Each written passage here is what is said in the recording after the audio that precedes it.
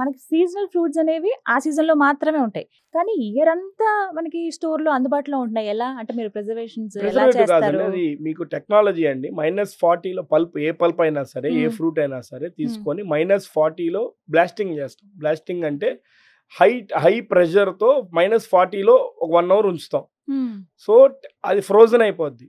Okay. దాన్ని -20లో store చేస్తాం. మ్మ్. అది ఇయర్ మొత్తం ఎప్పుడు కావాలన్నా వాడుకోవచ్చు మీరు. అంత స్టోర్ చేసినప్పుడు అది ఆర్గానిక్ అని ఎలా ఫ్రూట్ ఆర్గానిక్ సోర్సింగ్ ఏనండి. ఓకే. ఫ్రూట్ ఆర్గానిక్ సోర్సింగ్ ఇప్పుడు మీరు సింపుల్ టర్మ్స్ లో మీకు చెప్పాలి అంటే, మీకు మార్కెట్లో దొరికే డ్రైడ్ ప్రోడక్ట్స్ అన్నీ కూడా కొంతమంది, ఇప్పుడు మీకు బిర్యానీ ప్రోడక్ట్స్ కానీ ఇట్లాంటివన్నీ కూడా డ్రైడ్ మసాలాలు ఇలాంటివి ఉన్నాయి. అవన్నీ దాంట్లో అలా చేసినవి. ఓకే.